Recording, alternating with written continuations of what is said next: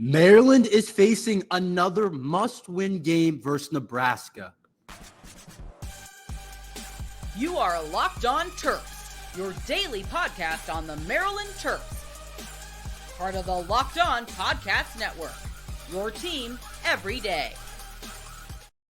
What's up, everyone? I'm Tre Moore, video content creator for 247 Sports and InsideMarylandSports.com, and host of Locked On Terps, part of the Locked On Podcast Network, your team every day. So thank you for making us part of your day. And today's episode is brought to you by the Gametime app. Download the Gametime app, create an account, and use code LOCKEDON for $20 off your first purchase. It's another must-win game for the Terps against Nebraska on Saturday at home. The Terps play the Nebraska Cornhuskers, a very solid team, a very good opponent, like most Big Ten teams are. To keep the season alive, this is a must-win game. It feels like every game we're going to go into the game saying it's a must-win game. That's where we are in this part of the season. That's how we have set ourselves up, which isn't the best thing in the world, especially with the team that we have. You don't want every game to be a must-win game, but some of the losses that we have taken, just how it adds up. When you lose to UAB early on, when you lose to Davidson, when you get absolutely demolished by Villanova, when you lose a game to Michigan State at home that you could have won, when you lose to Northwestern in a game that you could have won, you start facing games that are must-win games to have any chance to keep this season afloat, to keep us in the race, to give us any chance of being able to be in the race for March. I saw one thing on bracketology that said Maryland has to finish like 9-2 in their last games to be able to have a shot to get an at-large bid, which is pretty crazy, but I like to think in fantasy sometimes, and I like to think things that can happen that probably can't, and there's probably a really small % chance of that happening. But you've seen crazier things in sports than the Maryland team going on some type of run, winning 9 or 8 games and having a big conference tournament overall. You have definitely seen crazier things. But it starts with this weekend again against Nebraska. We beat a really solid Iowa team a couple days ago where Jameer Young played really well, but it's a different animal that Nebraska is bringing. I think the Nebraska team is a little bit better than the Iowa team. I wouldn't say a lot better. Iowa definitely has guys, but it's definitely a really solid team in Nebraska, a team that's in the upper echelon of the Big Ten.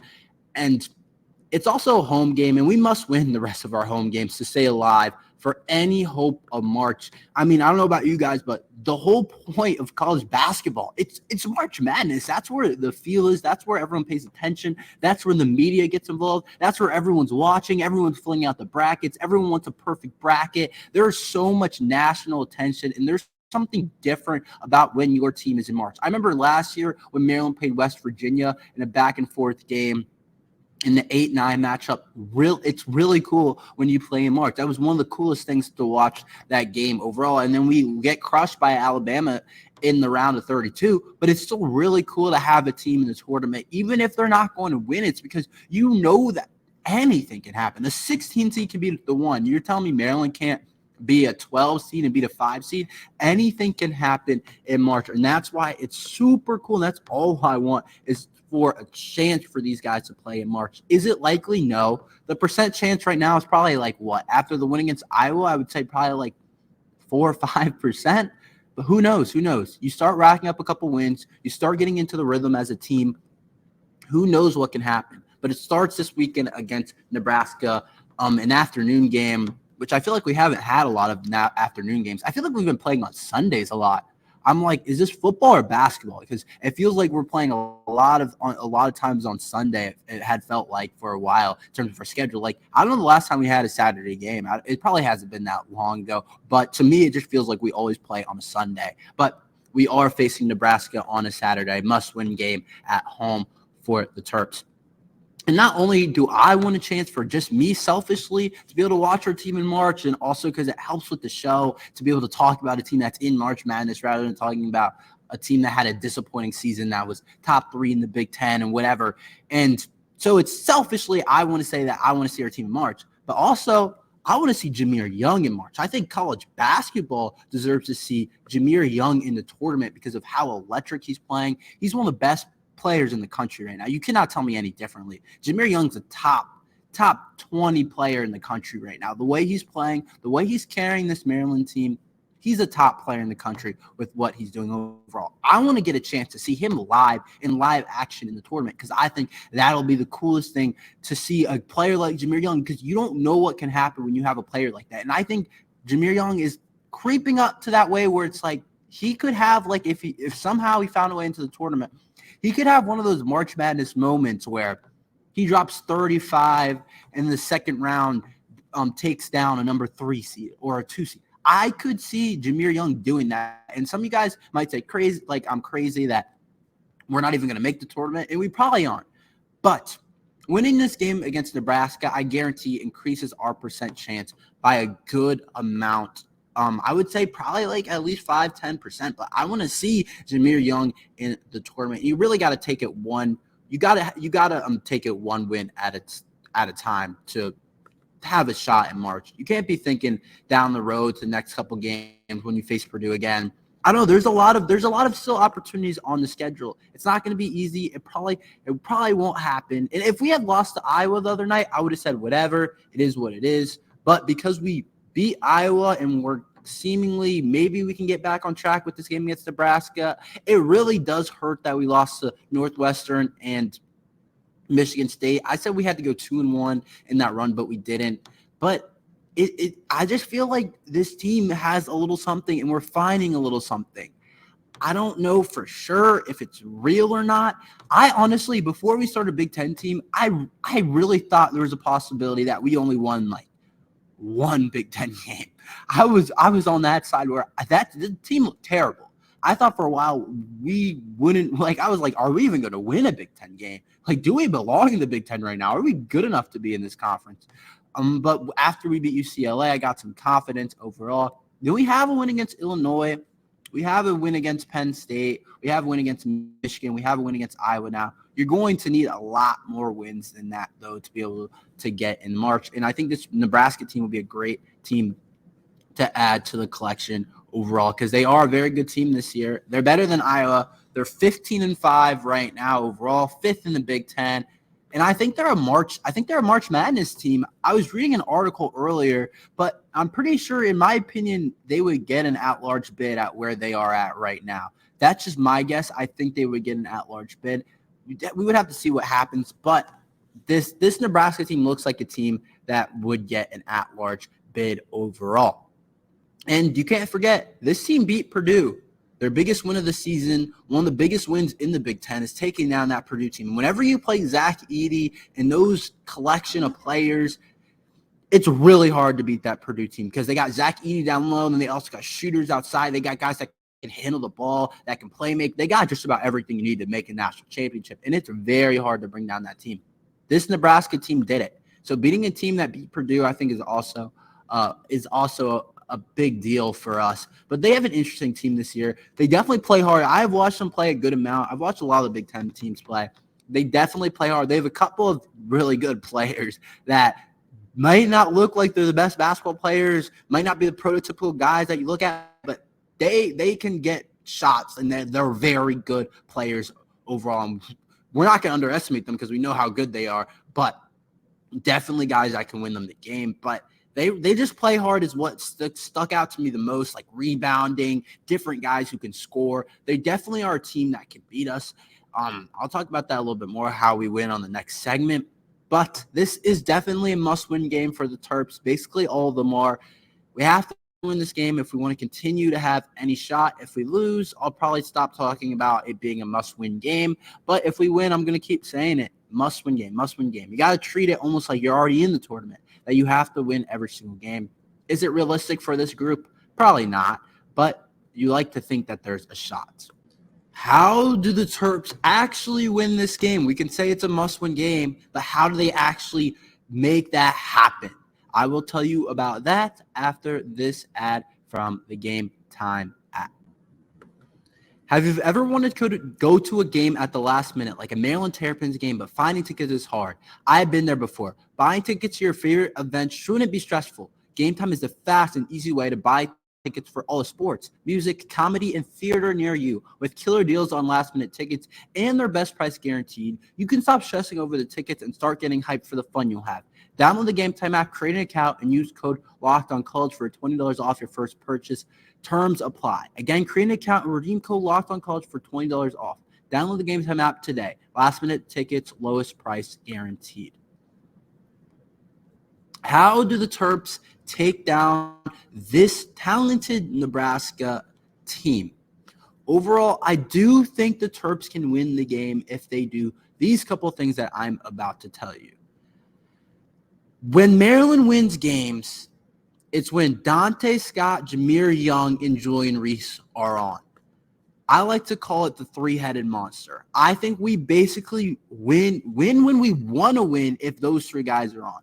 I think teams have really hard time stopping those guys when the three-headed monster is on. But when it's just one superhero and Jameer Young, teams have proven they can beat us. Even when he drops 30 points, 25, doesn't matter. Teams have proven to beat us. When Reese, Dante, and Jameer are all on, we're a very difficult team to beat us. And I think we're up there with the best in the Big Ten when all those three guys are on. Are they usually all on? They're usually not all on. But when they are all on, we really are tough to beat. And just like that game against Iowa that we just played, if they're on, we're going to win. It's pretty simple as that. Young had 22 against Iowa, Reese had 17, and Scott had 14. That's a perfect balance. Jameer Young's going to lead the way because he's one of the best players in the country. And Julian Reese, he's one of the better bigs in the Big Ten. He hasn't always played like it this year. But if those three are on, along with Dante Scott, who's a very good complementary third piece to the puzzle in this situation on this Maryland team, and if they're scoring like that, then we have a shot. If they're not, then we're going to have to rely on somewhere else, and we usually don't get another scoring option that's proven that they consistently can put up points. If you look at Jordan Geronimo, he's on and off offensively. When you look at Kaiser, he's on and off. Deshaun Harris-Smith, he's on and off. So when you look outside of those three guys, those are the only guys that have proven that they've been here for a while, and so it should be like that. But they've proven some type of consistency, even though they haven't even been consistent. But we know that they can get hot and can do some really big things. Talking about getting hot, my next key is don't let Casey get hot. He is probably, you could argue, their best player, 6'2", about guard, and he can keep the Nebraska team in it. He can win them the game because of the shots he makes. Some people I saw him called him Stephen Curry. Like, this guy just does some things sometimes where I'm like, oh my gosh, like he made that shot, he made that three. The thing is, you can't let him get hot. Some games it'll be like he's fine, like you don't really have to worry about him too much. But when he gets hot, it's scary. He pulls from anywhere on the court, and it's very hard to stop him overall when he starts to get hot. So don't let Casey get hot, because if he does, he's hard to slow down. And I really think he can really just basically that can be the separator of the game. And you move to Mass. Very interesting player, Mass. He's a forward down low for them, plays on the post, shoots some threes. Last game, the reason I bring up this guy, he is definitely one of their better players, top 3 in scoring for them. But last game, he dropped 34 points when they beat Ohio State. 34. He had 34 points, which is interesting because this guy isn't like a guy that's been dropping like 20, 25 points and he just goes crazy for 34. He's been like up and down for sure. Some games he'll have like 6, sometimes he'll have 8, some games he'll have 20, some games he'll have 14. Against Purdue, he had 18. Rutgers, he had 4. Northwestern, he had 8. My point is you cannot let him go for 20-ish. You can't let him go for 20-ish. You want to hold him around 10, 12 points because you can see by his performances that he's been, I don't want to say inconsistent because I haven't watched him play close enough to say that he's been an inconsistent player, but he's not always a guy that's going to drop 25 points like he did against Ohio State. So we want to keep him around that 10, 12 point mark. And then also I think you got to slow down either Mass or Casey. You can't let them both get hot. If they're both hot, I think we lose the game.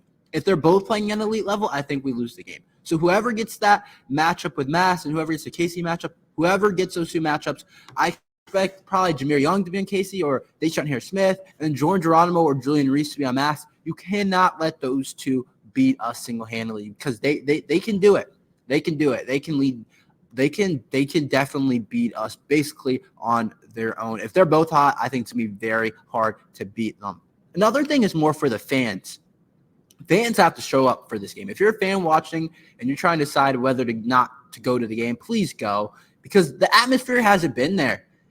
Fans haven't showed up this year, and it kind of makes sense. We haven't been that good. I don't know if I would expect fans to show up with how we've currently performed, but I think it would be nice to have some sort of fan support overall to just help. I think when the Maryland atmosphere is at its best, which I don't really think it'll be on Saturday, but if the fans show up and really have that separator and can really help the team out, I think overall it really can make a difference in the game.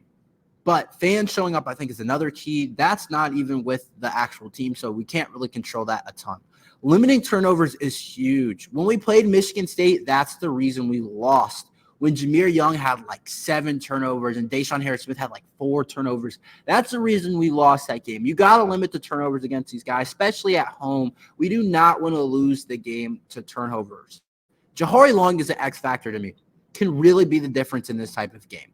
I think he's underrated by the staff. I think he should be starting. I've said it many times, but he did start the second half last game. If Jahari Long is playing solidly well and he's involved and he's bringing pressure off of Jameer Young and he's doing some good things and he's shooting the ball well like he's had at certain times this year, we can be a much scarier team. Dante Scott, Julian Reese, and Jameer Young, when they're all on, it's nice. It's a really good team.